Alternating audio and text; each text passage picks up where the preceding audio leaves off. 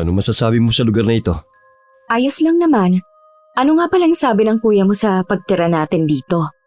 Wala namang kaso sa kanya. Gusto nga raw niya na merong tatao rito sa bahay niya eh. Nag-aalala din kasi siya na baka masira to kung walang titira. Sabi pala niya, hindi naman daw natin kailangang magbayad sa upa. Siya pa nga daw ang binigyan natin ng pabor eh. Para pala ditong probinsya, no? Ang daming mga puno. Oo, pero malapit pa rin sa Maynila. Hindi ko problema ang biyahe papasok sa trabaho. Sana naman mababait ang mga kapitbahay natin. Pagod na kasi akong makisalamuha sa mga taong magaling lang kapag kaharap. Malalaman natin sa mga susunod na araw kung ano bang ugali ng mga kapitbahay natin. Pwede naman na hindi ko na lang silang pansinin. Hindi naman yata tama yun. Kalimutan mo na kasi ang pangit na karanasan natin sa dating tinitirhan natin. Matinding trauma lang kasi ang inabot ko doon. Sobrang bait na natin pero tayo pa rin ang pinasama. Alam ko naman yun. Kaya nga inilayo na kita ron eh. Ang mabuti pa ipagluluto na kita ng almusal mo. Maghanda ka na rin, papasok ka pa eh. Sige, maliligo na muna ako. Kagabi lang kami dumating sa bahay na yon na pag-aari ng bayo ko na nasa Canada na ang buong pamilya. 2 taon nang bakante ang bahay. Hindi kasi mapagdesisyonan ng mag-asawa ko ibebenta ba o pauupahan na lang muna. Sakto namang naghahanap kami mag-asawa ng bahay na pwedeng upahan. Inalok na lang ng kapatid niya ang bahay nila. Nang makapasok sa trabaho si John, tsaka ko naman inayos ang mga dala naming gamit. Wala akong alam ang ginagawa ko palang munting ingay. Nakakuha ng atensyon ng kapitbahay namin. Nay, sa tagal na yatang walang nakatira sa kabilang bahay eh. May nagmumulto na. Ay, nagpapaniwala ka naman sa multo. Ano, naalimpungatan ka yata mula sa pagkakatulog mo eh. Kanina pa po ako gising. Hindi lang ako bumabangon dahil pinakikiramdaman ko ang kabilang bahay. Kanina ka pa pala gising. Hindi ka pa bumangon para matulungan mo ko dito sa mga labahin ko. Pare-pareho na lang talaga kayo ng mga anak mo. Mga tamad kumilos dito sa bahay. Bakit ba kasi tumatanggap pa kayo ng labahin eh? Nagre-reklamo na nga kayong napapagod na. Lagi nyo na ngang dinadaing na masakit ang katawan nyo. Kung hindi ko to gagawin, paano ang araw-araw na baon ng mga anak mo? Pwede naman silang hindi magbaon ng pagkain eh. Kalapit-lapit lang ng eskwelahan oh. Kami nga ni ate noon eh, madalas na walang baon. Tulad mo na naman nung araw, talaga namang mahirap ang buhay natin noon. Kaya nga po kung wala, magtiis sila. Kailan ka ba maghahanap ng trabaho? 1 taon na lang gagraduate na sa senior high ang anak mong si Neo. Nagsabi ang anak mo na gusto niya magkoleyo. Kulit naman ng batang yun talaga, oo. Sinabihan ko naman siya na magtrabaho na lang para makatulong sa inyo. Libre naman mag-aral sa public Ang kailangan mo lang paghandaan ng pamasahe niya araw-araw. Saan naman ako kukuha ng 150 araw-araw para ipamasahe niya, ha? Kaya nga ngayon pa lang dapat paghandaan mo na. Akala nyo yata ganun kadali lang ang ipinagagawa nyo. Hoy, obligasyon mo yung mga anak mo. Aba, Emilia, para kang hindi nanay Hindi ko naman tinatanggi ng mga anak ko sila. Bakit ayaw mong kumilos para mapag-aral mo sila? Susubukan ko po, pero ayokong mangako. Alam nyo naman na 4 ang mga yan 3 lang naman ang dapat mong suportahan. Yung bunso mo may ama naman niya na magbibigay ng kailangan niya. Yung 3 anak mo ang tulungan mo. Ang taas naman kasing mangarap Kami nga ni ate, hindi nakatapos. Huwag mong itulad sa'yo mga anak mo. Makikinabang ka rin naman oras na makatapos ang mga yon. Sigurado naman na tutulungan ka nila. Naku, sa ugali nila na pala sagot, malabo ho yan. Kasalanan mo rin naman kasi Sa loob ng ilang taon hindi mo man lang sinubukan na ilapit ang loob mo sa kanila. Tama na nga yan, Nay. Ang aga-aga Narinig niyo ba yun? May kumalabog na naman sa kabilang bahay. Sabi ko na sa inyo may multo sa kabila. May lumipat na dyan na mag-asawa. Nakita ko umalis yung lalaki sakay ng motor. Malamang ang babae ang naririnig mong gumagawa ng ingay. Baka nag-aayos. Ha? Kailan sila lumipat? Kahapon ng umaga wala pa namang tao dyan. Hindi ko alam. Kapag lumabas ang babae, pwede mo namang tanungin. Sandali nga lang, masilip nga sa labas. Baka makita ko yung babae na tinutukoy nyo. Palaging ganun ang pag-uusap ng mag-ina tungkol sa mga anak ni Emilia. Sa kasalukuyan, may kinakasama siya at may anak sila na batang lalaki at 3 taon pa lang. Ang 3 niyang anak, iba-iba ang ama na hindi siya pinakisamahan. Sa lahat ng mga kapalpakan niya sa buhay, ang inang si Aling Sel ang lagi niyang karamay. Nakita mo ba ang bago nating kapitbahay? Hindi po lumalabas Pero nasilip ko po sa may bintana yung babae. Nag-aayos nga ng mga gamit kaya maingay. Kaano-ano kaya nilang may-ari ng bahay? Baka naman po umuupa sila. Di sana may nakapaskil sa labas na pinauupahan ng bahay na yan. Malalaman po natin kapag nakausap natin sila. Matagal ding nabakante ang bahay na yan Buti may bago nang nakatira. Akala ko nga ibebenta na yan ng may-ari. Siya nga pala. Bakit hindi umuwi si Aljun kagabi? Sa bahay po ng nanay niya umuwi kagabi. May sakit po kasi. May sakit pala ang biyenan mo Bakit hindi mo man lang dalawin? Tsaka na lang po. Tinatamad po ako Baka isipin naman ng nanay ni Aljun, pumupunta ka lang sa kanila kapag may okasyon. Kapag may sakit siya hindi ka man lang dumalaw. Baka gusto rin nilang makita ang apo. Wala din po kasi akong budget hindi pa sumasahod si Aljun. Yan na nga ang sinasabi ko Kung bakit kasi ayaw mo magtrabaho. Nagpapahanap pa ho ako kay ate.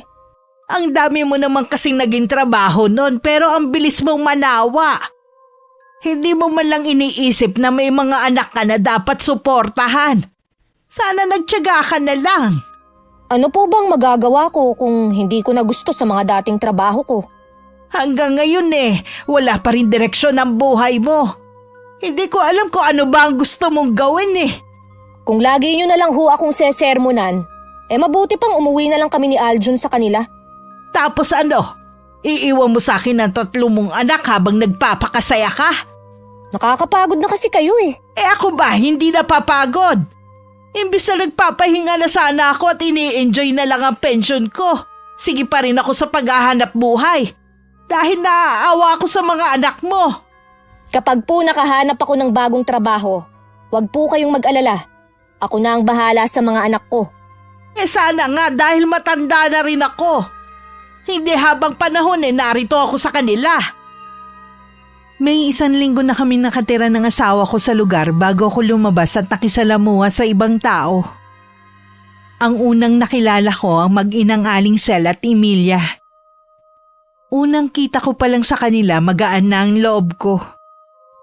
Likas kasi sa mag-ina ang pagiging palakaibigan at pagiging masayahin.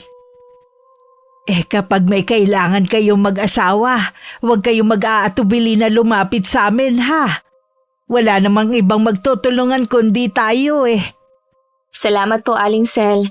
Kayo din po kung may kailangan kumatok lang kayo sa bahay. Siya, maiwan ko muna kayo ni Emilia. Dadalhan ko pa kasi ng pananghalian ng mga apo ko Sige po, Aling Sel. Malapit nga lang pala dito ang eskwelahan, no? Oo. Maliit lang naman ang eskwelahan dito Hanggang grade 6 lang. Yung panganay ko sa bayan na nag-aaral. Mabuti ka pa may mga anak na. Huwag mo sanang mamasamain ang pagtatanong ko total, tinuturing naman na kitang kaibigan Bakit nga pala wala pa kayong anak ng asawa mo? Ilang taon na kayong nagsasama? 7 taon na kaming nagsasama. Minsan na rin akong nagbuntis. Nakunan lang ako nung magwa8 buwan na ang tiyan ko. Ay sayang naman. Bakit ka nakunan? Simula pa lang sinabihan na ako ng doktor na maselan akong magbuntis. Kahit anong pag-iingat ko nakunan pa rin ako. Ilang taon na sana ang anak niyo kung nabuhay? 4 na taon na sana. Siguro hindi talaga para sa inyo ang sanggol na yun. Gawa na lang kayo ulit. Sana nga ganun kadali. Hindi rin naman ganun kadali na magpalaki ng anak sa panahon ngayon.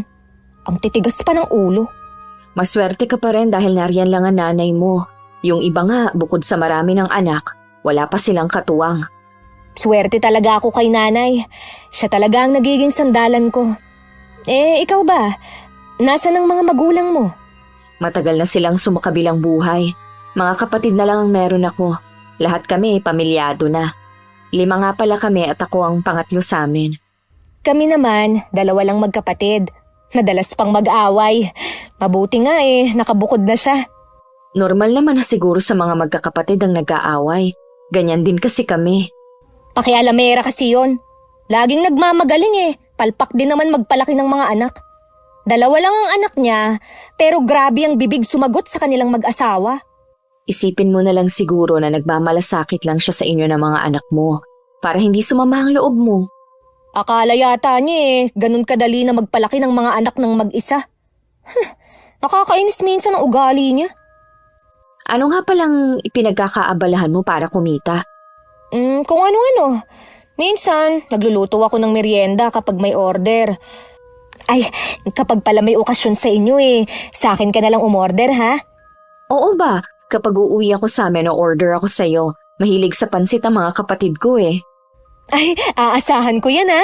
Malaking tulong yan, kahit pambaon ng mga anak ko sa eskwelahan. Hindi ka naghahanap ng trabaho?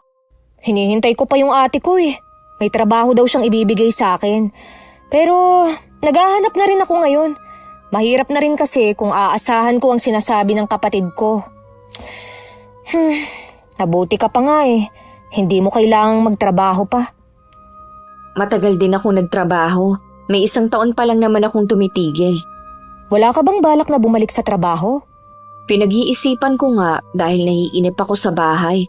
Kailangan ko lang munang kumbinsihin ang asawa ko. Ayaw na niya kasi akong pabalikin sa trabaho Mabuti ka pa. Hindi obligado na magtrabaho. Iba-iba lang tayo ng sitwasyon pero hindi ibig sabihin nun na wala akong problema. Kumpara naman sa problema ko. Pag-iisip pa lang ng kakainin namin ng mga anak ko Ang sakit na sa ulo. Hindi ba nagsusuporta ang tatay nung 3? Yung tatay ni Neo, may sarili ng pamilya at wala ding trabaho. Yung tatay naman ng 2, ayun, hindi rin maaasahan. Mabuti nga si Aljun nagbibigay naman. Kaya lang, sa anak lang niya. Hinahanapan pa nga ako minsan Dapat nga talaga may trabaho ka rin.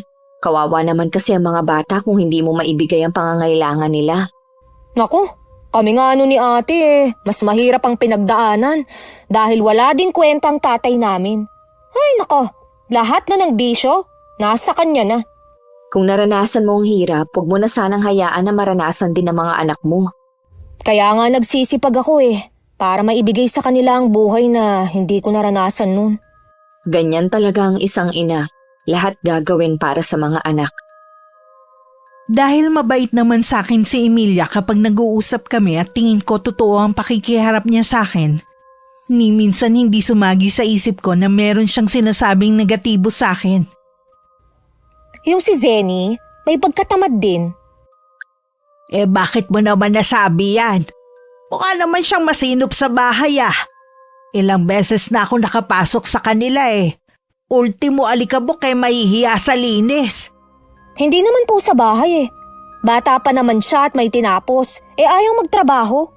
Gusto lang niyang nasa bahay at humilata. Baka naman ayaw siyang payagan ng asawa. Gusto nga po ng asawa niya na magtrabaho na siya para makaipon sila. Akala ko ba ayos naman ang sahod ng asawa niya? Pipilitin ba siyang magtrabaho kung malaking sahod? Sa bagay nga. Sa mahal ba naman ang bilihin ngayon Swerte na nga lang nilang mag-asawa. Libre na silang pinapatira sa bahay nila. Mas maganda pa rin na may sarili silang bahay kaysa makikitira. Kahit anong bait kasi ng tao, meron pa rin niyang masasabi. Ay, hayaan na lang natin sila.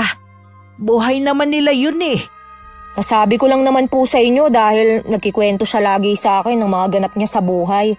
Wala naman talaga akong pakialam sa kanya Siya nga pala. Inalok ko nga siya na dito na lang sa ating magpalaba Nakita ko kasi na dinadala pa niya sa laundry shop ang mga damit nila mag-asawa. Kaya pala wala akong nakikita ng mga nakasampay sa labas. Ang tamad, di ba, Nay? Dadalawa na nga lang sila hindi pa makapaglaba. O baka naman pasosyal din siya gaya ng iba. Ba, galing din naman siya sa mahirap Labas na tayo sa kung ano ang dahilan niya. Ang mahalaga naman sa akin ay pumayag siya. Dagdag kita rin yun, no? Tutulungan ko na lang po kayo sa paglalaba. Ay nako, mga apo nyo naman kasi hindi man lang tumulong. Mga batugan din.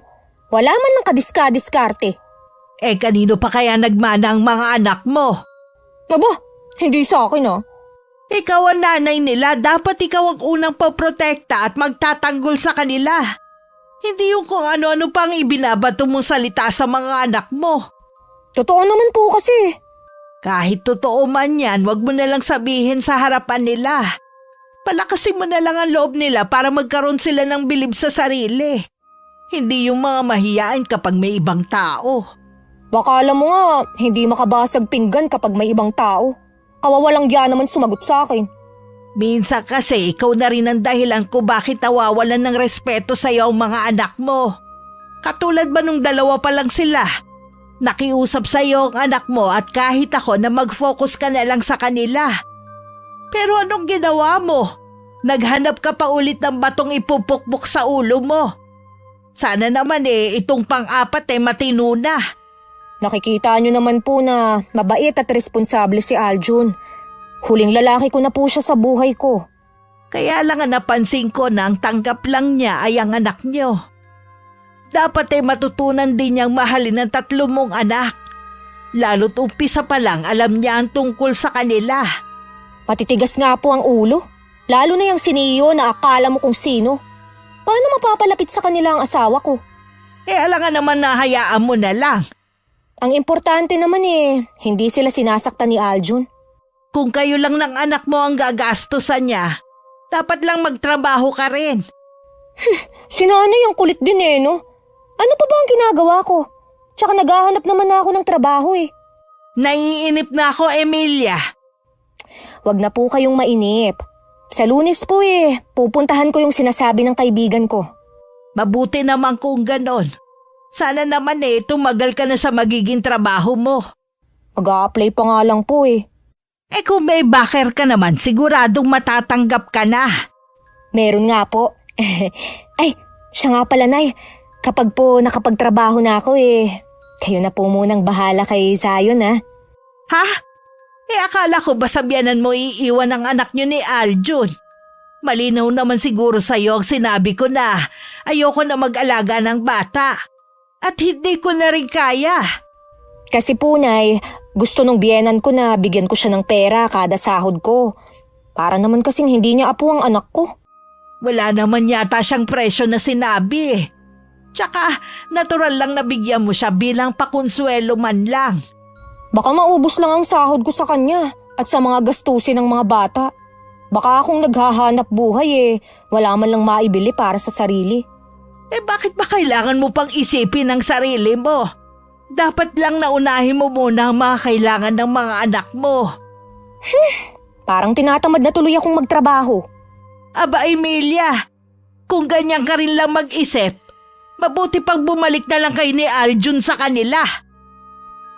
Bago dumating ang araw ng Lunes, humiram pa sa akin si Emilia ng pera na gagamitin sa pag-a-apply sa trabaho. Dahil nakakaluwag naman ako, pinahiram ko siya. Excited din ako na makapagtrabaho siya para sa mga anak niya. Dahil kapitbahay ko lang sila, nakikita ko naman ang kakulangan sa mga anak niya. At hindi ko maiwasan na maawa. Minsan naging topic namin ng asawa ko si Emilia. Nagulat ako dahil hindi pala maganda ang impresyon ni Jan sa kanya. May ipinakita ba siya sa'yo na pangit? Wala naman. Para kasing hindi nag-iisip Ikaw talaga, umandar na naman ang pagkasuplado mo. Ang babait nga nila lalo na si Aling Sel. Halata namang mabait talaga ang nanay niya at mapagmahal sa mga apo. Siguro, kaya mabigat ang loob ko kay Emilia dahil nakikita ko na para siyang pabaya sa mga anak niya. Magtatrabaho na nga siya para matustusan ang mga pangangailangan ng mga anak niya. Dapat lang dahil mga anak niya yun Kung umasta kasi parang dalaga lang. Ayaw ng responsibilidad. Hindi naman siguro. Nagkataon lang na minala siya sa mga lalaking nakilala niya. Pero itong asawa niya ngayon, mabait naman at responsable. Yun nga lang, tingin ko hindi sapat ang kita para sa kanilang lahat. Alam naman pala niyang malas siya eh. Hindi pa siya nakontento sa mga anak. Parang naiinis ka nga talaga sa kanya. Naaawa kasi ako sa nanay niya at sa mga bata. Hindi tama na maranasan nila ang ganun. Magkaibigan naman kami ni Emilia. Lagi ko nga siyang papayuhan para hindi na siya ulit maligaw. Mag-iingat ka sa paglapit mo sa kanya ha. Baka mamaya nagmamalasakit ka lang, ikaw pa mapasama. Baka nakakalimutan mo na ang ginawa ng mga taong kinuring mong mga kaibigan. Tingin ko naman iba si Emilia sa kanila. Totoong tao siya at mabait. Ay, nako, sige ikaw ang bahala. Basta mag-iingat ka. May 1 buwan na rin mula nang mag-umpisa sa trabaho si Emilia. Madalang na rin kami magkita at magkausap. Dahil madalas siyang umaga umaalis at gabi nang umuuwi. Si Aling Sal na lang ang nakakausap ko katulad ng araw na yon. Kasama niya ang bunsong apo na si Zion. Akala ko ba nasa lola niya si Zion? Nandito pa po pala siya? Ibinalik dito ni Emilia. Hindi naman daw naaalagaan dun eh. E di kayo na pong magbabantay sa kanya. Ganun na nga. Ayaw ko nga sana eh. Kaya lang nagulat na lang ako na dala na ni Emilia kahapon. Hindi naman sa ayaw kong alagaan. Pero matanda na kasi ako eh. At meron na ring nararamdaman sa katawan ko. Ganyan po kasing edad kakulitan pa. Kailangan po talaga mahaba din ang pasensya. Ewan ko ba dun kay Emilia? Mas hamak naman na bata pa ang biyenan niya kaysa sa akin. At wala rin naman iniintindi. Ayaw dun ipaalaga. Baka po hindi rin siya mapalagay na hindi naaalagaan ng maayos ang anak niya. Baka po gusto niyang nakikita pag uwi. Tingin ko dahilan lang niya yon. Ayaw lang niya talaga mabawasan ng sahod niya. Kahapon pa nga kami nag-aaway eh. Sabi ko kasi ibalik si Zion sa biyenan niya. Aba, sabi ba naman titigil siya sa pagtatrabaho kapag ipinilit ang gusto ko. Hindi man naisip na marami din akong ginagawa. May ugali din po pala si Emilia. Ay, oo naman. Sana lang hindi manawa sa trabaho niya. Isa rin kasi sa ugali niya kapag nagsawa basta na lang titigil. Hindi man lang inisip ang mga anak na nag-aaral. Sana naman po makapag-isip-isip na siya ngayon. Kawawa po kasi ang mga anak niya. Wala nang antigil ang bibig ko sa kakapang-aral sa kanya eh. Pero hanggang maging 4 ang kanyang anak hindi pa rin nagbabago. Papayuhan ko din po siya ng mga dapat niyang gawin. Baka sakali po na makinig sa akin. Sige nga. Baka sa'yo makinig kung 2 na tayong nagpapayo sa kanya. Napapagod na rin kasi ko Lalo na nag-aasikaso pa ako ng mga anak niya. Hindi man lang niya mapaghandaan ng almusal. O di kaya maipaglaban ng mga uniforme. Akala ko po mabait at maasikaso siya sa mga anak. Iba po kasi ang sinasabi niya sa akin. Hindi ko naman sinisiraan ng sarili kong anak. Gusto ko lang sigurong may mapagsabihan. Huwag po kayong mag-alala, handa po akong makinig sa inyo. Makakatulong din po ang naglalabas ng saloobin. Gagaan po ang kalooban niyo. Mas nag-aalala ako sa mga apo ko kapag nawala ako. Gusto ko sana na may maayos na silang trabaho bago ko lisanin ang mundong to. Kaya lang mukhang susunod lang sa yapak ng ina nila. Ayaw kasing gumawa ng paraan ni Emilia kung paano mapag-aaral ang panganay niya Matalino pa naman. Marami naman po ang libreng eskwelahan ngayon. Di tulad nung araw na mahirap makapag-aral. Yun nga ang sabi ko sa kanya. Ang kailangan lang kako niyang paghandaan yung pamasahin ng bata. Pero nagmamatigas pa rin siya Lagi niyang sinasangkalan na siya nga daw hindi nakapagtapos ng pag-aaral. Baka po gusto niyang iparanas din sa mga anak niya ang nararanasan niya noon. Pero dapat po hindi siya ganun mag-isip. Ewan ko ba sa babaeng yon, parang hindi ina. Kaya nga lagi silang nag-aaway ng ate niya Kahit anong payo nito sa kanya, hindi man lang niya pakinggan. Kapag nagigipit naman siya, takbuhan naman niya ang kapatid. Halata sa mukha ni Aling Sel ang sama ng loob at lungkot na matagal ding itinago. Marahil ngayon lang naglabas ng saloobin ng matandang babae. Naikwento ko rin kay John na napag-usapan namin ni Aling Sel habang naghahapunan kami. Parang lukurit naman pala yung si Emilia eh. Palagay ko marami pa ako matutuklasan sa totoong pag-uugali niya sa mga susunod na araw. Naaawa nga ako kay Aling Sel kanini. Kung ako sa'yo, iwasan mo ng taong yun. Wala siyang maidudulot sa'yo maganda. Dapat nga hindi ko siya iwasan. Baka kailangan niya ng kaibigan na magpapayo sa kanya ng mga dapat niyang gawin. Ikaw na rin ang may sabi na hindi siya nakikinig sa ina't kapatid. Sa'yo pa kaya? Malay mo sa akin, makinig, di ba? Gusto ko kasing makatulong alang-alang man lang sa mga bata. Oo, sige. Pero ka masyado magtitiwala sa kanya. Oo, ang intensyon ko lang naman mapayuhan siya. Ang bait mo talaga. Ang akala ko pa naman kapag nakalipat na tayo rito magiging mailap ka na sa mga tao. Yun din ang akala ko Mababait naman kasi ang mga taga rito. Yun naman ang sabi ni Kuya na mababait talaga ang mga taga rito. Nang mga sumunod na araw, wala namang naikukwento si Aling Sel tungkol sa anak. Hindi na rin niya ako ipinaglalaba dahil walang magbabantay sa kanyang apo. Minsan kasi nadapa ang bata at nagkaroon ng bukol na labis na ikinagalit ni Emilia at asawa niya. Kasalukuyan kasi noon naglalaba ang lola at hindi na malayang nakalabas ang apo niya. Isang umaga habang nagwawalis ako sa bakuran namin, bigla na lang sumulpot sa harapan ko si Emilia. Oh, wala kang pasok? Huling araw ko na kahapon. Bakit? Endo ka na ba? 3 buwan ka pa lang dun Umalis na ako. Hindi ako makatagal Ang baba ng sahod ko. Mababa pa ba ang 500 isang araw sa'yo? Hindi pa kasamang overtime.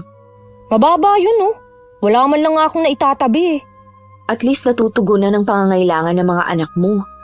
Yun na nga Trabaho ako ng trabaho. Sa kanila lang napupunta. Obligasyon mo kasi ang mga anak mo.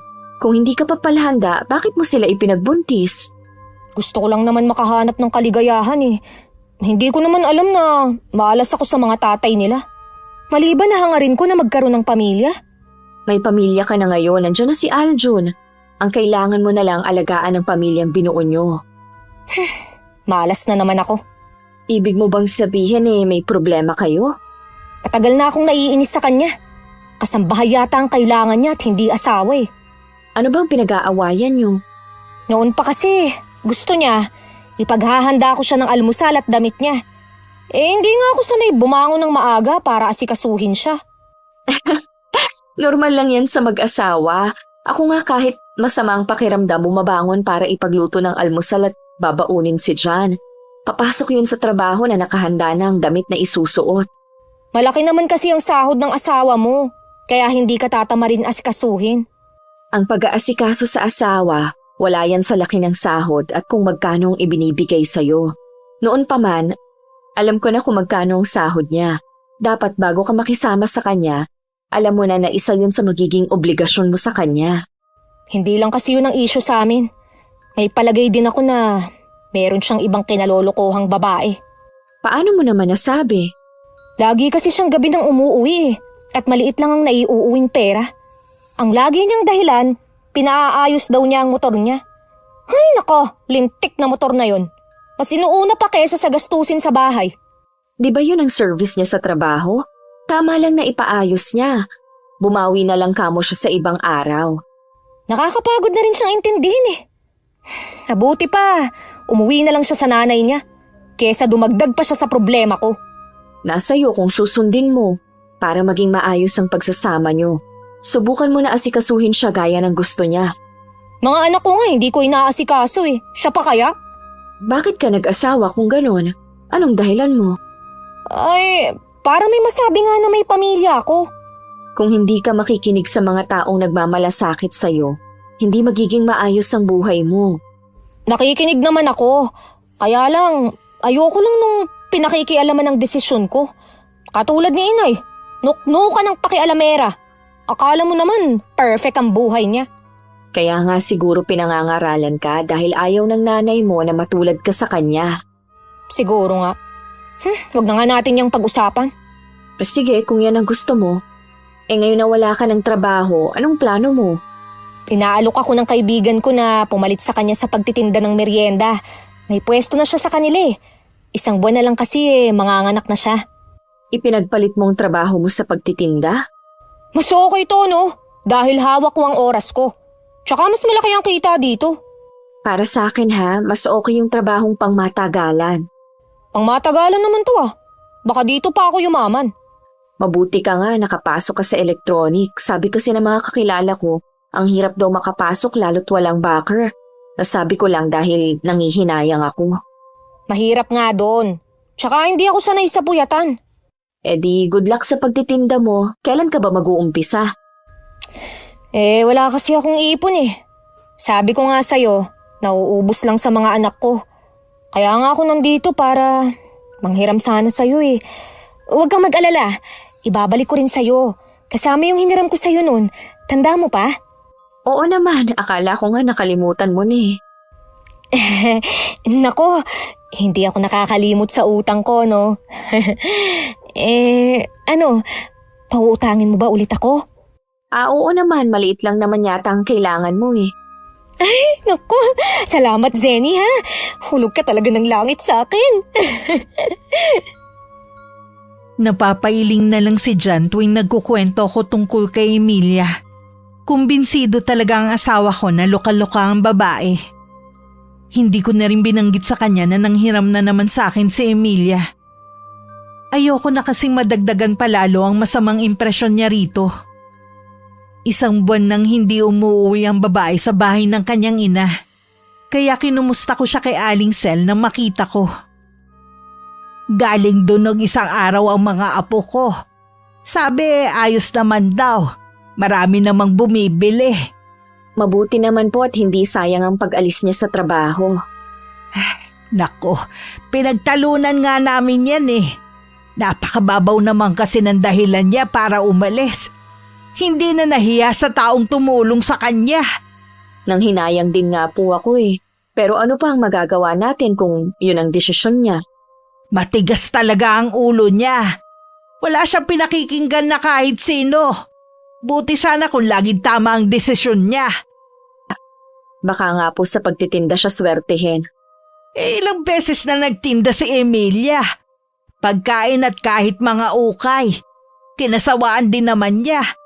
Maswerte nang tumagal siya ng 3 buwan. Baka naman po nagmamadali siyang kumita ng malaki. Hindi po ganun kadali sa negosyo. Kailangan din po ng sipag at tiyaga. Sinabi ko na rin yan sa kanya pero puro siya tango. Hindi naman niya ipinapasok sa kukote niya. Kawawa naman po ang mga anak niya. Buti po sana kung marunong na sa buhay at pwede na niyang hayaan na lang. Kaya nga ako na lang ang tumutugon sa mga kailangan nila eh. Kung alam lang ni Emilia na baon na ako sa utang sa mga kamag-anak namin. Si Aljun po ba hindi ba tumutulong sa kanya? Nagbibigay naman. Kaya lang gasino lang ang kita niya sa pagkakarpintero. Hindi ko naman minamaliit ang trabaho niya pero parang kumuha lang ng batong ipupukpok sa Emilia sa ulo niya. Madalas pa sila mag-away ngayon. Nabanggit nga po ni Emilia ang pag-aaway nila. Akala ko po nagbati na sila. Lalo pa kamong lumala ang away nila. Hindi ko na alam ang gagawin ko. Mabuti na rin siguro na wala na muna siya rito. Sana naman po maisip ni Emilia na nahihirapan na rin kayo. Hindi niya yun naiisip. Mabuti ka pa. Wala kang inaalala na kahit ano. Meron din naman po, hindi lang nga kasing bigat ng problema niyo. Tingin ko kay Aling Sel lalong tumanda sa totoong edad niya. Wala naman akong maisip para kahit papano gumaan ang kanyang dalahin. Hanggang makauwi ako sa bahay, iniisip ko ang naging pag-uusap namin. Para makatulong, nagbigay na lang ako ng mga delata at ulam na nasa ref namin. Halos mangiyak-ngiyak noon ng matandang babae nang iabot ko ang mga yon. Matuloy na lumipas ang mga araw. Akala ko dumadalaw lang si Emilia sa kanila nang makita ko. Buti dinalaw mo ang inay at mga anak mo. Dito na ulit ako nakatira kina inay. Ha? Paano yung negosyo mo? Ay naku, binitiwan ko na. Lugi naman ako sa mga nangungutang eh. Natakasan pa ako. Wala ka man lang naitabi kahit magkano? Wala eh. Paano kasi? Laging nandun ang mga anak ko. Puro na lang pabili ang mga alam. Maliban pa sa kinakain nilang paninda ko. Paano yan? Maghahanap ka ulit ng trabaho. Kung may mahanap. Sa ngayon, tutulong muna ako kay nanay sa paglalaban niya. Kailan ka ba magpapalaba? Sa laundry shop ko na ulit dinadala ang mga marurumi naming damit. Naaawa na kasi ako sa nanay mo eh. Tsaka mapapabayaan niya ang mga anak mo kung naglalabada siya. Sa akin mo na lang ipalaba. Tulong mo na lang sa akin. Sige, sa susunod. Konti pa lang kasi ang marumi naming damit. Salamat ha. Wala yon. Emilia, wag mo sanang mamasamain ang sasabihin ko ha. Kailan ba magkakaroon ng direksyon ng buhay mo? Hindi ka na kasi bumabata eh. Ano ang ibig mong sabihin? Palasakit lang naman ako sa'yo. Sana naman maisip mo ang mga anak mo na umaasa sa'yo. Kung ako nga hindi ko sila matiis, dapat masigit ka dahil nanay ka nila. Nabanggit nga ng inay na nagbigay ka sa amin ng pagkain. Salamat ah, pero hindi dahilan yun para pagsabihan mo ko. Oo, may utang ako sa'yo. Huwag kang mag-alala, babayaran kita kapag nakaluwag-luwag na ako. Kailan pa yun? Lahat ng matinong trabaho inaalisan mo. Pinagsasawaan mo agad. Kahit man lang sana sa mga anak mo. Sarili mo lang kasi lagi ang iniisip mo. Kung ano yung magpapasaya sa'yo. Kung makapagsalita ka, akala mo naman kilala mo na ako ng lubusan para husgahan. Hindi kita hinuhusgahan. Anong tawag mo dyan? Hindi ba yan panghuhusga? Palibasa kasi, wala ka sa sitwasyon ko kaya mo yan nasasabi. Naiintindihan naman kita kahit hindi ko pinagdaanan ng sitwasyon mo. Alam mo ba, kapag naging ina ka na, hindi na sarili mo ang prioridad mo kundi sila na. Hindi na natin dapat isaalang-alang ang sarili nating kaligayahan. Hindi man ako perpektong ina, alam ko na mabuti ako sa kanila. Hindi mo yun maiintindihan. Kasi hindi ka pa naman nakakaranas na maging ina. Kaya tigilan mo na ang pakikialam mo.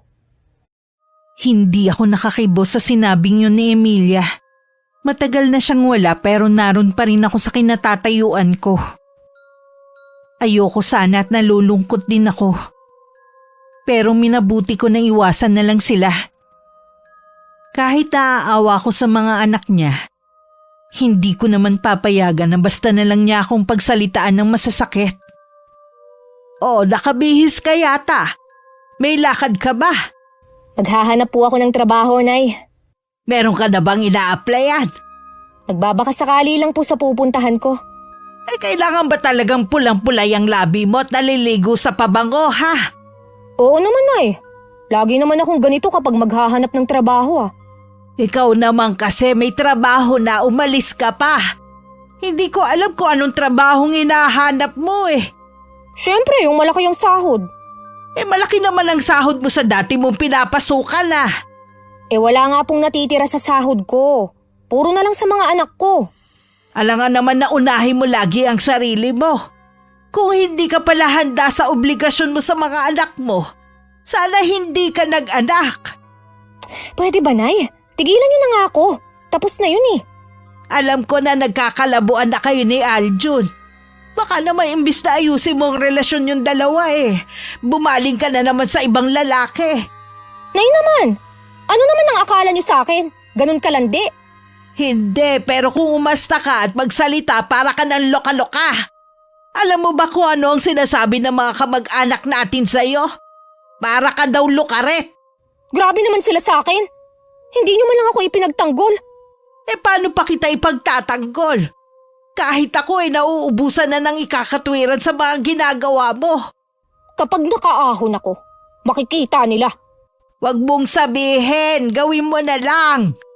Talaga? Kaalis na nga. Piping dasal na lang ni Aling Sel na sana mali ang kutob niya. Nung isang araw kasi narinig niyang nag-aaway ang dalawa. Pinagbibintangan ni Aljun ng anak na meron kachat na lalaki. Tinatanggi naman yun ni Emilia. Diyos ko, sana naman hindi totoo. Sobra na ang kahihiyang inaabot ko kay Emilia. Hindi ko alam kung may mukha pa akong ihaharap sa ibang tao. Dahil sa madalas na pag-aaway ng dalawa, minabuti na lang ni Aljun na umuwi sa kanila. At tuluyan ng iwan ng kanyang mag-ina. Nakumpirma din naman ni Aling Sel na tama ang ibinibintang na manugang sa kanyang anak. Talaga bang hindi mo kayang pigilan ng kakatihan mo, ha? Puro na lang kahihiyan ang ibinibigay mo sa amin. Hindi mo man lang inisip ang mga anak mo. Ang nararamdaman nila. May babae rin naman po si Aljun ah. Napatunayan mo ba na meron siyang babae, ha? Sabi po nung pinsan niya nakasamahan niya sa trabaho. Lagi daw silang nakikita na magkasama ng babae sa karinderya na kinakainan nila. Kung totoo man yan, sana hindi ka pa rin ng lalaki. Hindi ka sana gumante. Sinabihan na kita na wag mong ibabalik sa ibang lalaki ang atensyon mo. Hindi na rin po kami magkikita. Imbes na magpakatino ka na alang-alang sa mga anak mo, problema na naman ang hinahanap mo. Magpapakaayos na nga po ako, Nay. Balikan man ako o hindi ni Aljun, aayusin ko na po ang buhay ko. Dapat lang dahil pagod na ako sa'yo. Magpupursige na po akong maghanap ng trabaho. Dapat lang.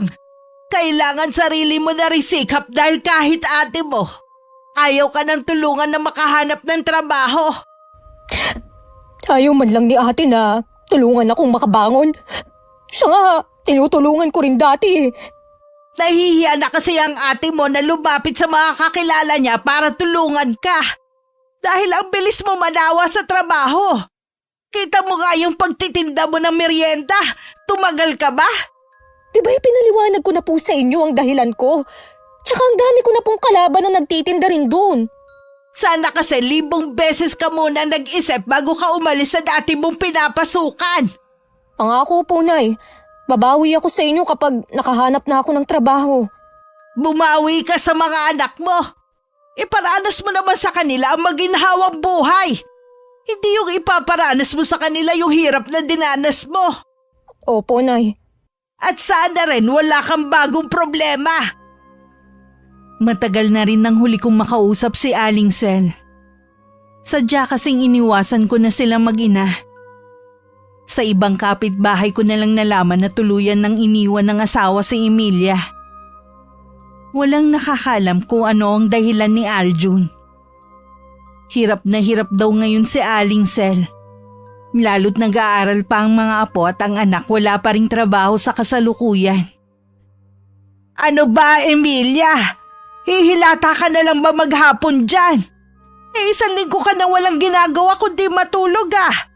Akala ko ba maghahanap ka ng trabaho? Tatawagan na lang daw po ako ng mga kakilala ko kapag may bakante na sa kanila.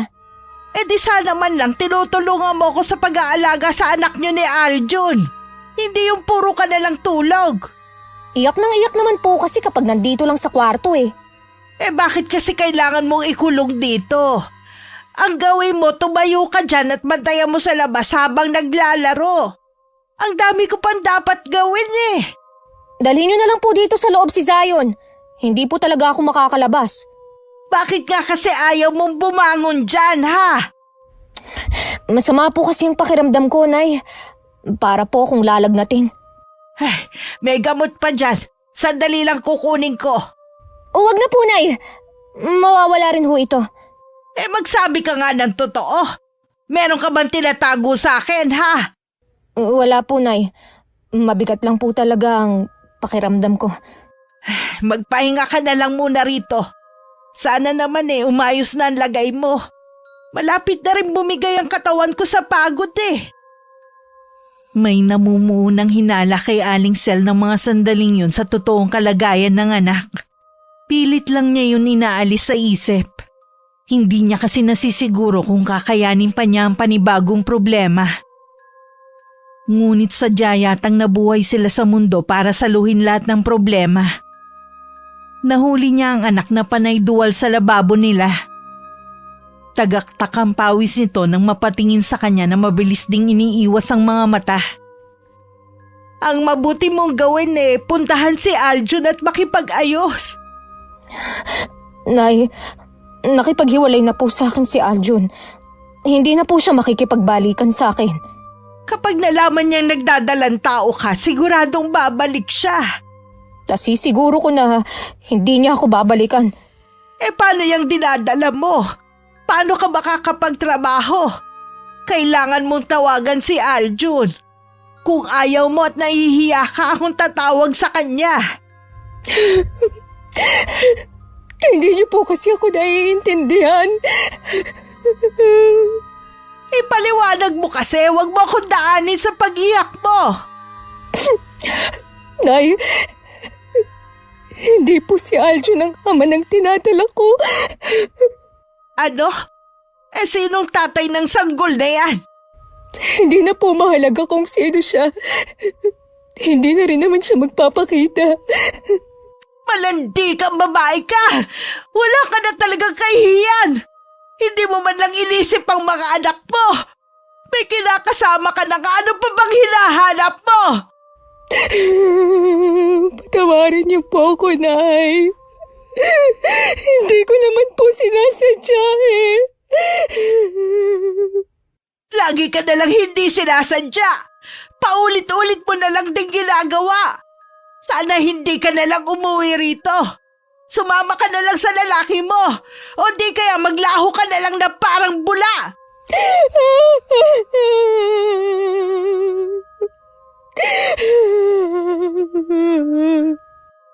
Hindi na nga ako magkataugaga sa pag-aalaga at pagbuhay sa mga anak mo. Magdadagdag ka na naman. Matanda ka na para malaman ang tama at mali. Bakit pa gusto mo lagi na lang paulit-ulit na nagkakamali, ha? Ano ba, Emilia? Nasa tamang pag-iisip ka pa ba? Patawarin niyo po ako, Nay. Ayoko na. Nakakapagod ka ng unawain. Sa pagkakataong ito, bahala ka na sa buhay mo. Wala ka nang aasahan pa sa akin. Nay! Huwag po, Nay! Hindi ko po kakayanin to. Wala na akong pakialam sa'yo. Mula ngayon, suluhin mo yung problema mo. Nay! Nay! Patawarin niyo po ako, Nay!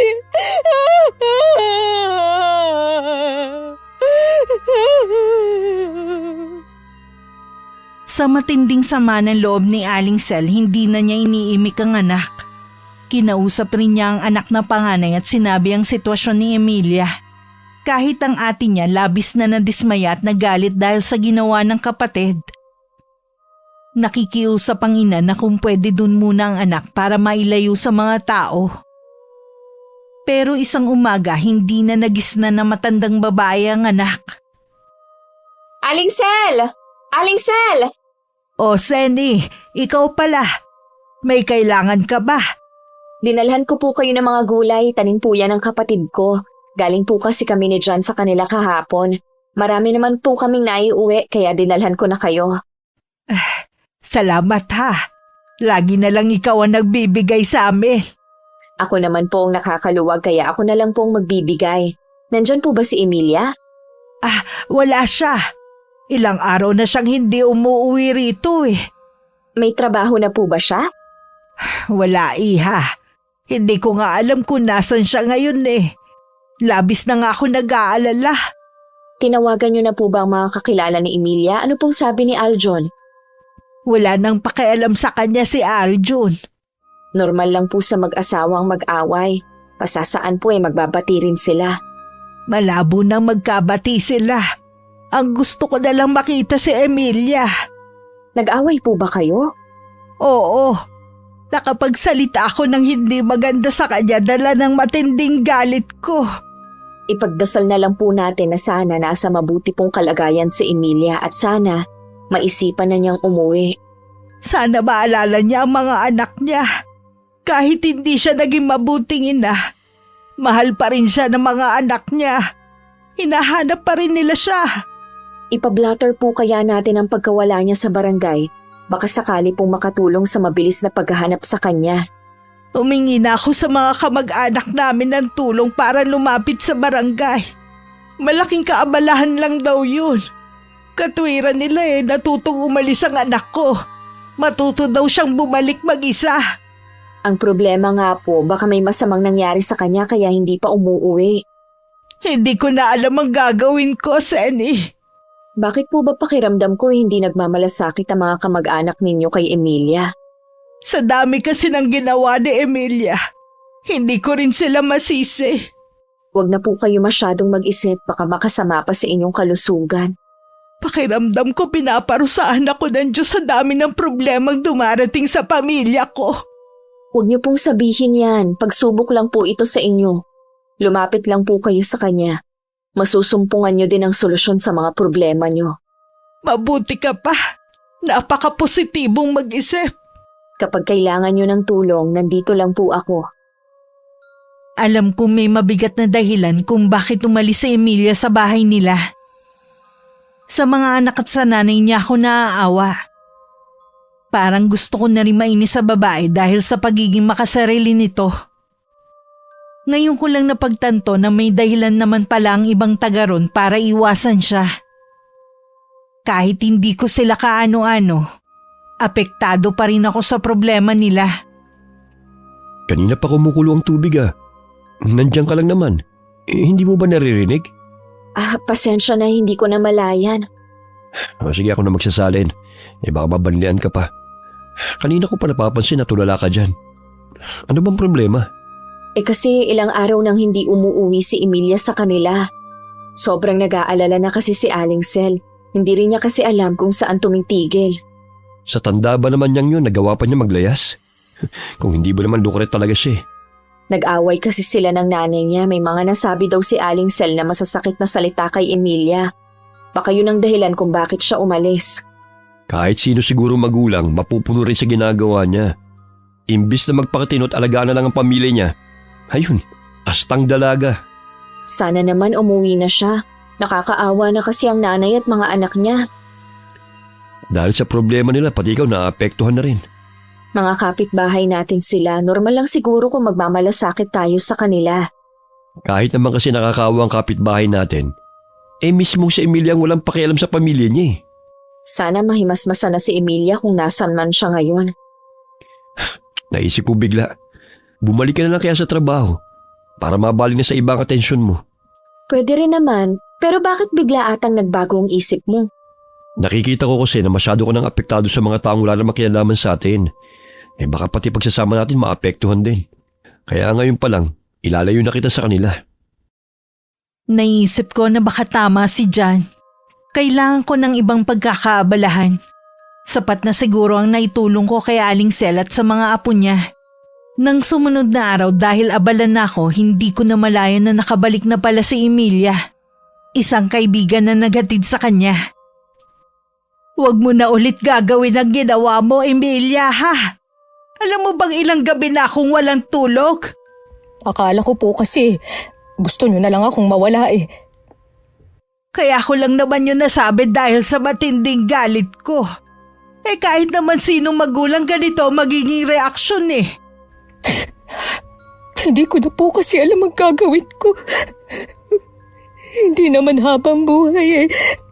Naitatago ko ito sa mga tao. Harapin mo na lang sila gaya ng dati. Huwag mo na lang pansinin ang mga maririnig mo. Paano po yan? Saan tayo kukuha ng panggastos natin? Sana naisip mo yan noon bago ka pumatol at nagpabuntis sa ibang lalaki. Nagsisisi na po ako sa nagawa ko. Hindi ko naman ginusto to eh. Habang kaya mo pang kumilos, magtrabaho ka pa rin. Sinasabi ko sa'yo, Emilia, hindi ko kakayanin ng gastos natin araw-araw. Opo, Nay. Nakikiusap ako sa'yo. Huwag ka nang gagawa ulit ng panibagong problema. Ha? Pangako po, Nay. Hindi na po. Hindi iniimik ng mga anak si Emilia dahil sa kalagayan niya. Sa murang edad, alam na nila ang pagbubuntis ng kanilang ina magiging hadlang para magtrabaho to at maibigay sa kanila ang mga pangangailangan. Dahil sa masama ang loob, hindi na napigilan ni Neo na maglabas ng sama ng loob sa barkada. Naging dahilan yon para kumalat ang balita tungkol kay Emilia. Nakarating din yun sa aming mag-asawa. Meron pa palang katulad niya na hindi makontento sa isang lalaki, no? Hindi dapat ipinagkalat ng anak niya ang baho ng ina. Buong pamilya tuloy niyang pinag-uusapan ng mga tao. Hindi mo naman masisisi yung bata. Napuno na rin siguro sa nanay niyang lukarit. Akala ko sapat ng mga payo ko sa kanya. Tama nga ang nanay niya, hindi talaga siya nakikinig. Ikaw lang naman ang matigas ang ulo na nakikipagkaibigan sa kanya. Nanay na lang yata niyang nakakaintindi sa kanya. Natural, nanay niya yun eh. Pero naiisip ko na baka dahil laging nariyan ang ina na tagasalo ng problema niya, kaya hindi siya nadadala. Isa rin nga yan sa dahilan. Ay, pati ako sumasakit na rin ang ulo. Lalo ko naaawa sa mga anak niya. Yung bunso na lang naman ang bata pa eh. Yung tatlo ay malalaki na rin. Kailangan pa rin nila ng gabay mula sa magulang. Sana kung hindi niya kayang alagaan ang mga anak niya, pinaampo na lang niya nung maliliit pa. Sana nakaranas ang mga yun ng magandang buhay. Wala na tayong magagawa. Nandyan na ang panibagong problema niya. Harapin na lang niya. Habang nagtatanggal ako ng mga ligaw na damo sa bakuran, hindi ko inaasahang pupunta sa Emilia. Una ko napansin sa kanya parang balisa ang itsura niya. Wala akong kangiti-ngiti na nakatingin sa kanya. Naglilinis ka yata ng bakuran nyo. Oo, malago na kasi ang mga damo. Baka meron diyang tawa-tawa. Akin na lang ah. Wala akong napansin eh, puro ligaw na damo lang ang nandito. Ano bang gagawin mo? Kahapon pa kasi nilalagnat si Zion eh. Ipapainom ko sana ang pinaglagaan ng tawa-tawa. Kapag may nakita ako, ibibigay ko sa'yo. Salamat ah. Kumusta ka na pala? Dapat yata akong mga musta sa'yo. Siguro, nakarating na sa'yo ang kalagayan ko. Pakiramdam ko, may nagsumpa sa akin kaya puro kamalasan na lang ang nangyayari sa akin. Ang mga nangyayari sa'yo, bunga yan ng mga maling desisyon mo sa buhay. Tsaka yung sinasabi mo na sumpa, hindi yan totoo. Nakontento ka na lang sana sa kung anong meron ka. Gusto ko lang naman maging masaya eh. Pero heto, kamalasan pa rin ang dumating. Subukan mo na mga anak mo muna ang unahin mo kaysa sa sariling kaligayahan. Baka swertehin ka na. Tingin mo talaga sa akin makasarili, no? Hindi lang ako, halos lahat ng mga tao dito. Wala naman silang ambag sa buhay ko, kaya wala akong pakialam sa kanila. Ganun na nga ang gawin mo, wag mo na lang silang pansinin. Marahil nararamdaman ni Emilia ang malamig kong pakikitungo, nagpaalam na siyang uuwi. Dahil sa malimit na pag-aaway nila mag-ina, hindi na umuwi sa kanila si Neo. Nabalitaan na lang namin na nasangkot sa aksidente ang binatilyo. At maaaring hindi na makalakad pang muli. Bakit ang apo ko pa? Bakit? Wala na po tayong magagawa. Nangyari na eh. Yan lang ba ang sasabihin mo, ha?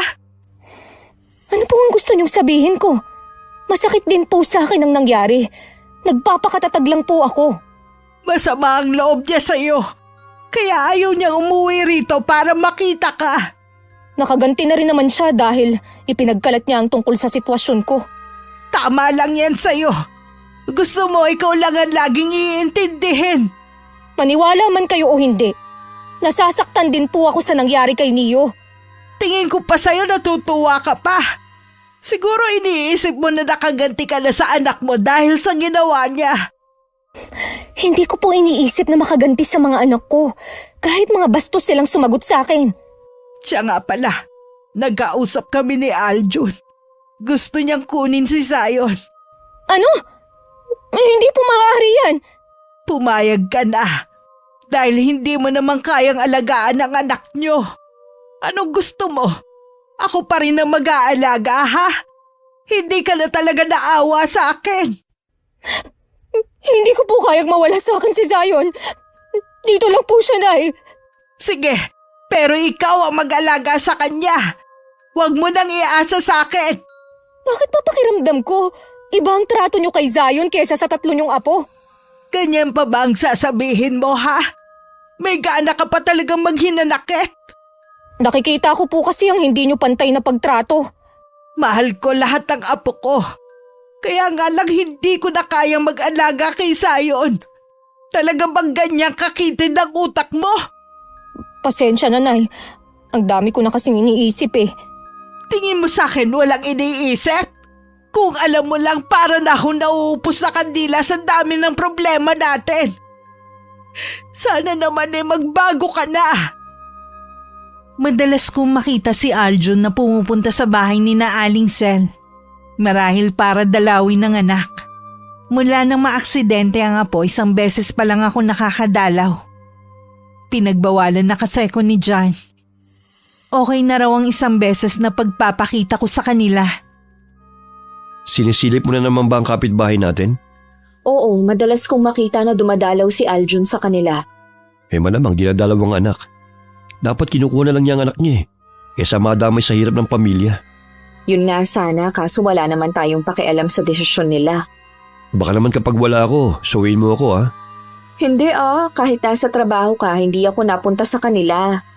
Nagmamalasakit lang ako sa iyo at saka si Kuya. Mabuti nga nabanggit ko sa kanya. Dinabalaan pa kita. Tama nga talaga ako. Wala sa tamang pag-iisip yang si Emilia. Parang ang baliwala sa kanya ang nangyari sa anak niya. Paano galit siya rito? Dahil nalaman ng mga taong sikreto niya. Ganyan ba mga kaibigan ang gusto mo? Sa totoo lang, mas masahol pa siya sa mga tao dun sa dati nating tinirhan. Ay, sa mga susunod na araw naman busy na ako. Wala na akong oras kahit makisimpat siya sa kanila dahil malapit na akong magkatrabaho. Sa Lunes na ako mag-uumpisa sa trabaho. Kahit papano, excited na ako. Habang nag-aayos ng mga gamit, isang katokan narinig ko. Tumigil muna ako sa ginagawa ko. Baka kasi ang parcel ko na ang dumating. Pero ganun na lang ang gulat ko na mapagbuksan si Emilia. Sana hindi ako nakakaabala sa'yo. Hindi naman, tuloy ka. May kailangan ka ba? Hindi ka na kasi dumadalaw sa bahay eh. Tinatanong ka nga ni Inay eh. Busy lang ako lalo't sa Lunes na ang umpisa ng trabaho ko. Talaga? Buti ka pa. Baka may bakante pa. Pwede mo ba akong ipasok? Ha? Seryoso ka ba? Oo naman. Bakit parang natatawa ka? Kung hindi ka sana buntis, bakit hindi? Kaya lang bawal kasi doon ang buntis. May medical kasi bago makapasok. Ang higpit naman sa inyo. Kailangan ko na kasi ng trabaho eh. May mga gamot kasing bibilhin at pagkain pa namin. Dapat nga, nung 1 linggo pa ako babalik para sa check-up ko eh. Hindi pa masahe, wala ako. Nakita ko nga pala si Aljun, hindi man lang ba siya nagbibigay ng tulong? Nagbibigay naman para lang kay Zion. Magkano lang naman yun? Bakit hindi mo muna ibigay sa kanya si Zion? Gusto nga niyang kunin, pero hindi ko ibinibigay. Pababayaan lang naman nila doon ng bata eh. Kahit naman kasi nasa inyo, mapapabayaan pa din. Lalo na aksidente pa si Neo tapos buntis ka. Paano kapag nanganak ka na? Kaya naman namin yan ni Nanay. Hindi ka ba naaawa sa nanay mo? Puro na nga siya daing eh. Wala naman kasi akong ibang maaasahan eh. Alam mo, ikaw ang may problema eh.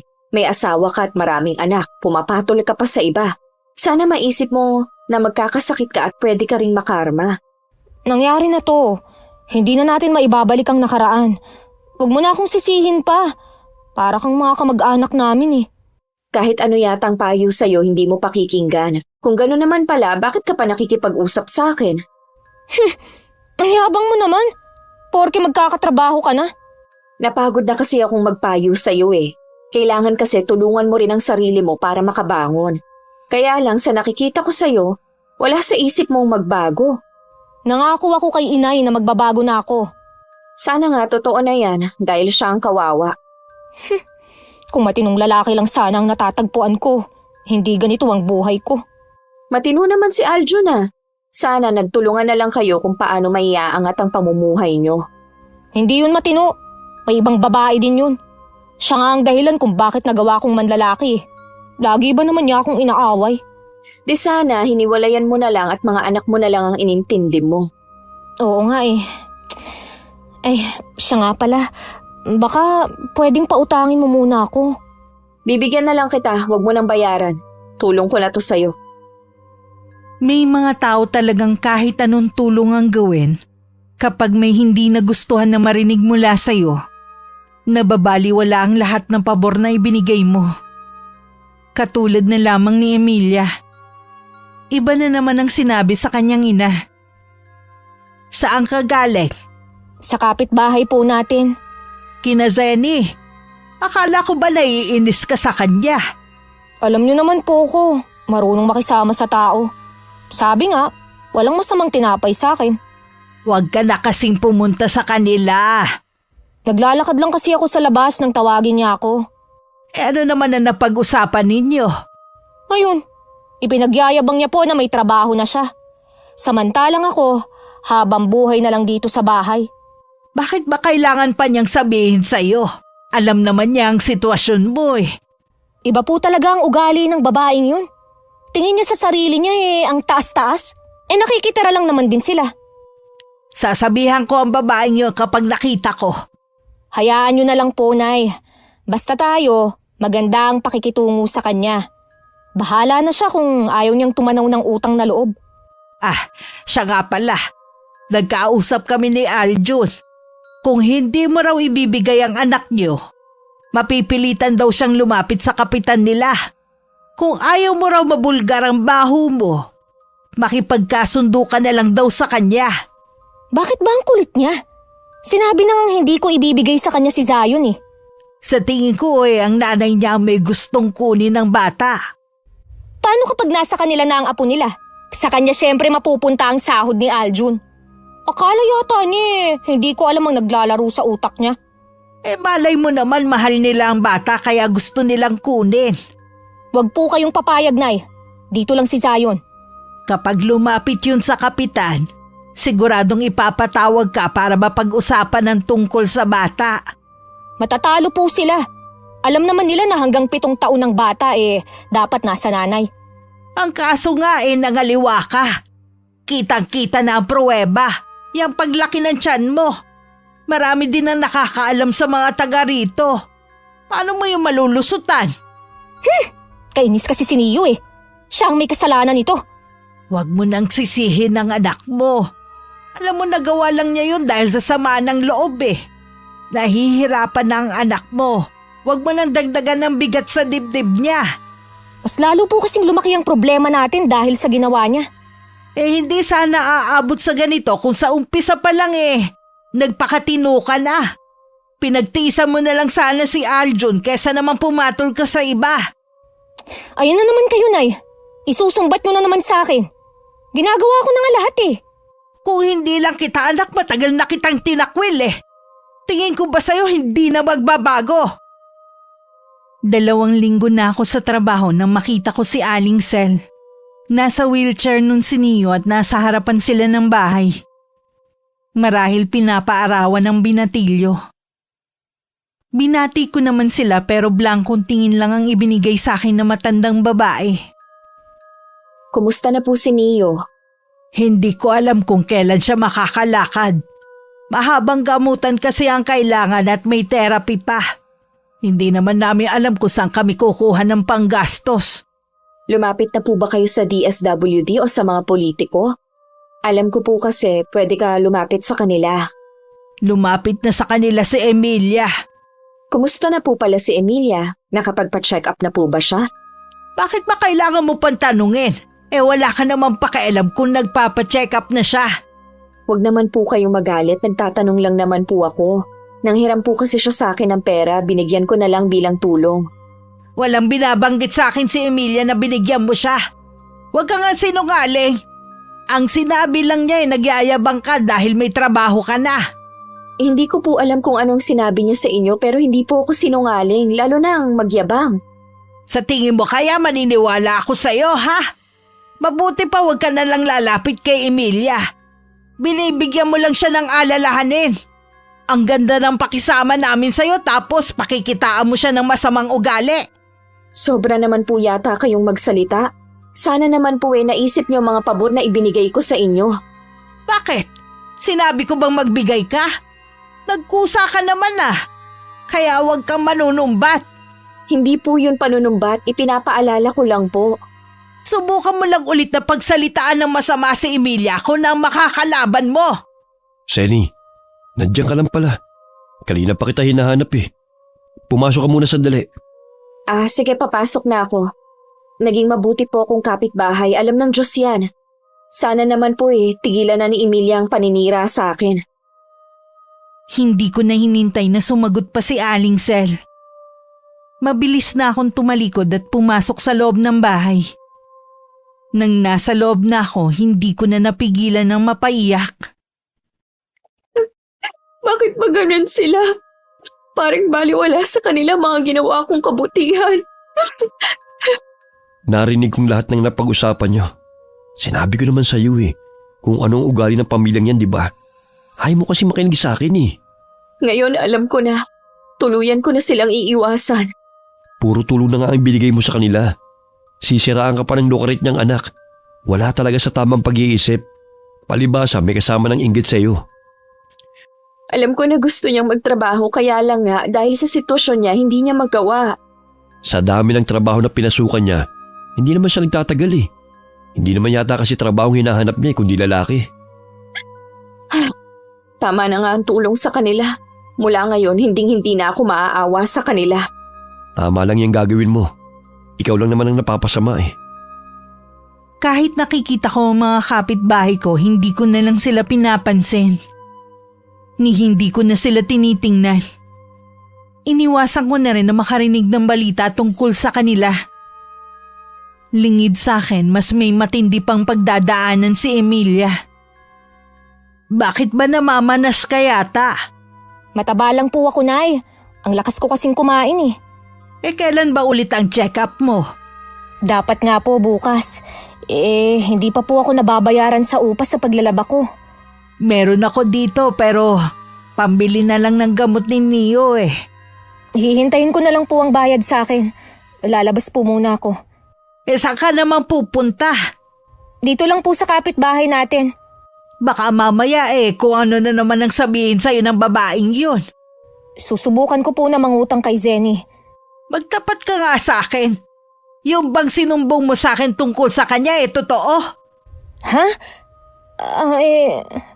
Alam mo bang pinagsalitaan ko si Zenny ng masasakit na salita ha? Sinabi ko naman sa inyo na hayaan nyo na lang siya Bakit kailangan mong siraan sa akin yung tao na nakakatulong sa'yo?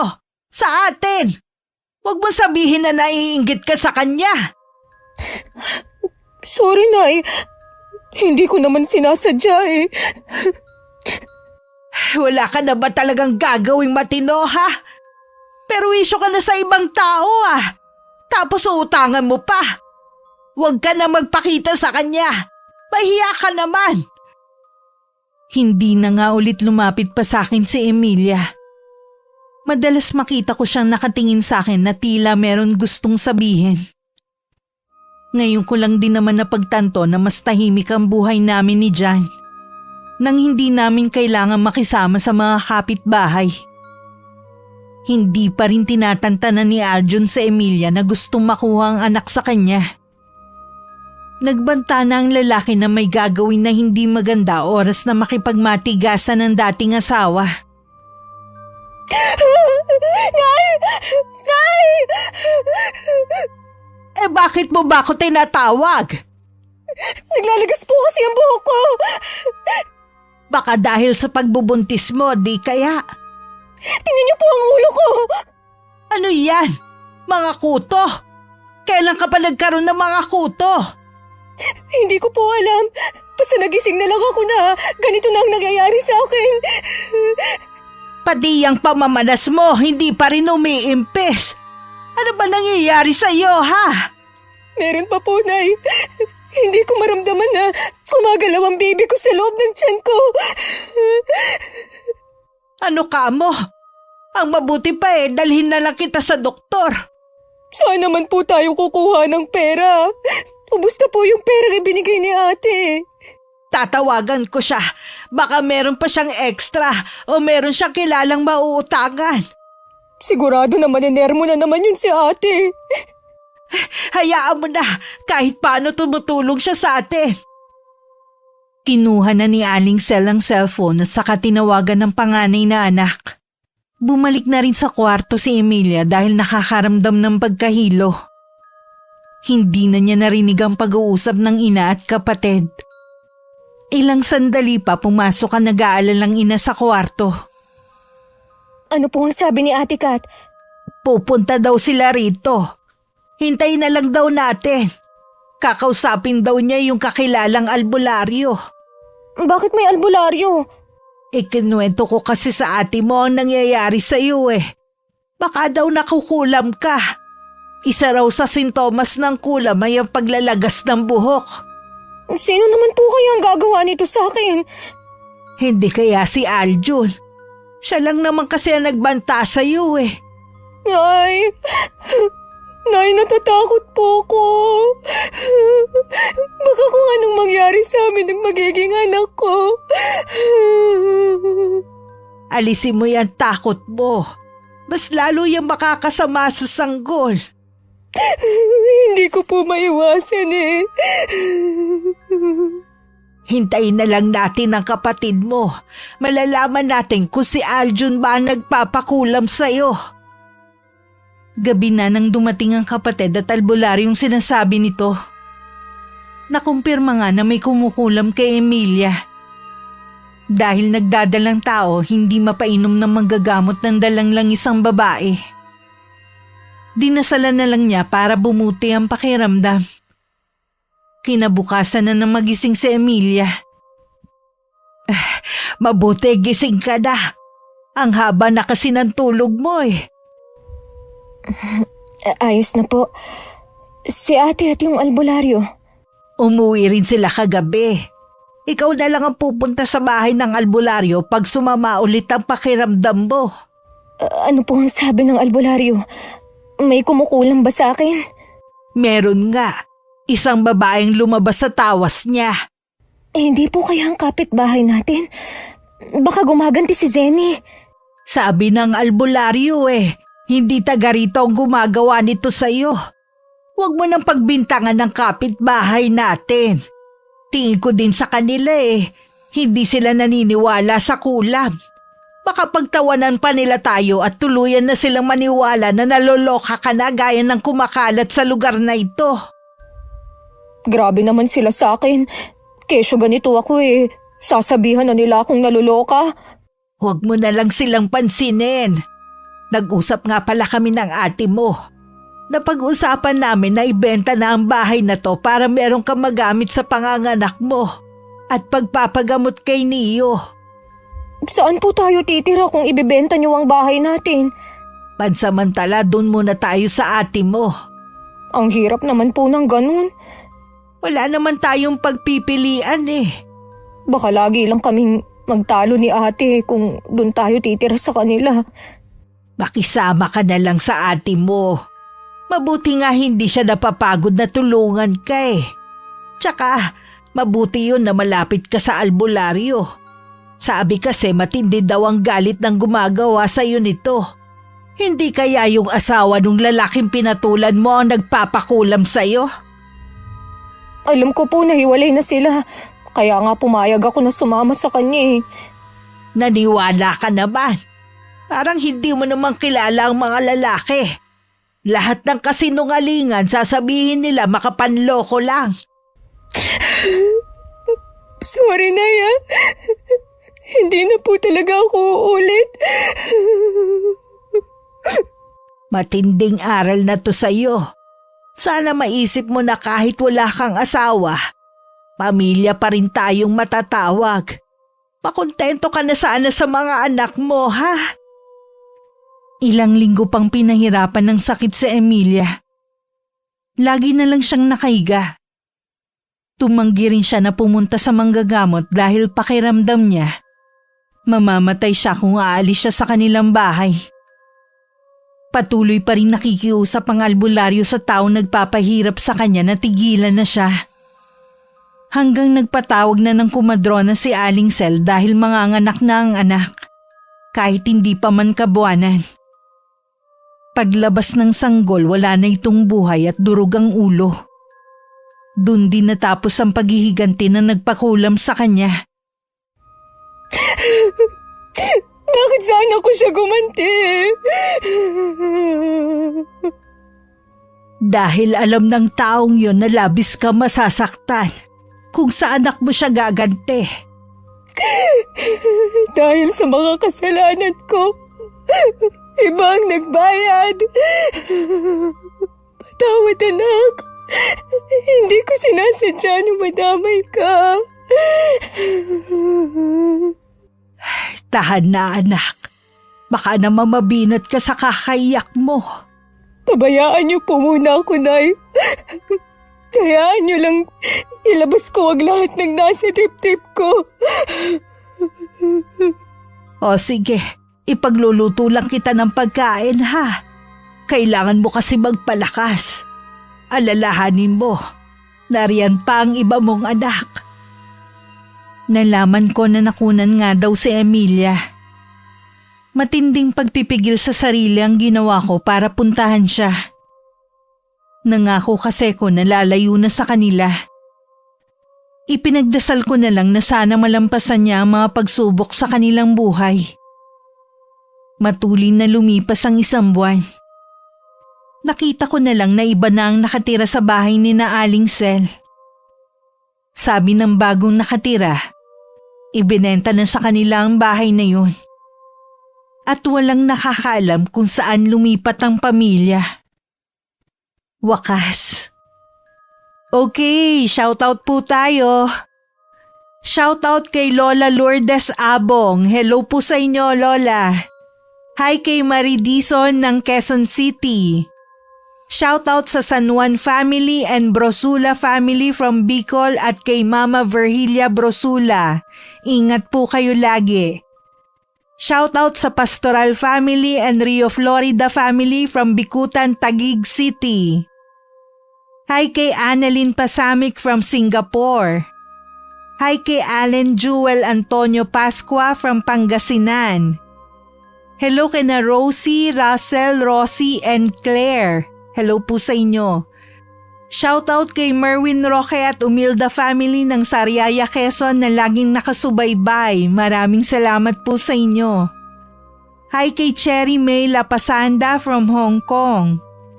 Hello kay Wilma Leses from Pioduran, Albay. Hi kay Ria Rose Galvez from Masbate. Hello kay na Jocelyn Baluyot, Roland Baluyot, Althea Orada at Akisha Orada from EJ Dulay, Lawang, Northern Samar. Hi kay Angelina Ignacio from California. Maraming salamat po. Shoutout sa Eneria family, lalo na kay Runalyn Eneria. Get well soon po. Shoutout sa Arco family, Tumaliwan family, and Balaw family from Tuguegarao City, Cagayan. Salamat po sa pakikinig ninyo. Hi kay Marlene Tubola. Hi kay Connie Rayoso Calcada. Hello kay Inang Ausa from San Narciso, Quezon. Hi kay Manuel Arenque from Palmera, Caloocan City. Shoutout sa Demelites family. Hi kay Jepoy from Marikina City. Hello kay na Beth Royo at Jasmine na laging nakikinig. Salamat po. Hi kay Raquel Hasigawa. Hello kay na Mr. and Mrs. Danny and Alona Aricheta from Quezon City. Advance happy birthday kay Aaron Ativo from Angeles, Pampanga. Shoutout kay na Jennifer Mangilinan, Romel Tablan, Romila Austria, Irene De Los Santos. Hello po sa inyo. Shoutout sa Tilan family from Surigao del Norte. Hello sa Solid Abangers na sina Ate Auring, Minda, Mary Ann, Kath, Ruth, Kuya Dennis at Poging J ng Amira Boxes Handicraft. Salamat po sa inyo. Hi kina Arniel, Jonel, John Reed Arcos from Kabatuan, Iloilo, mga solid abangers din ni Miss Gwen. Hello kay I Love Traveled. Shoutout kay Maria Tess Nape at sa Nape family from Las Piñas. Shoutout sa Valdez family and Platero family from Tanawan, Batangas at kay Renren Ventura. Hi kay Malusuklan ng Cuenca, Batangas na nasa Riyadh, Saudi Arabia ngayon. Hi kay Jinky Santiago from Maykawayan, Bulacan. Hello kay Lia Risa Abdul from Muscat, Oman. Hi kay Elizabeth Dungka from Pampanga. And shoutout sa mga senior citizen ng Pampanga. Hello po sa inyong lahat. Maraming salamat po sa pagsuporta nyo at pakikinig. Hanggang sa susunod, ingat, God bless. Ano masasabi mo sa lugar na ito? Ayos lang naman. Ano nga palang sabi ng kuya mo sa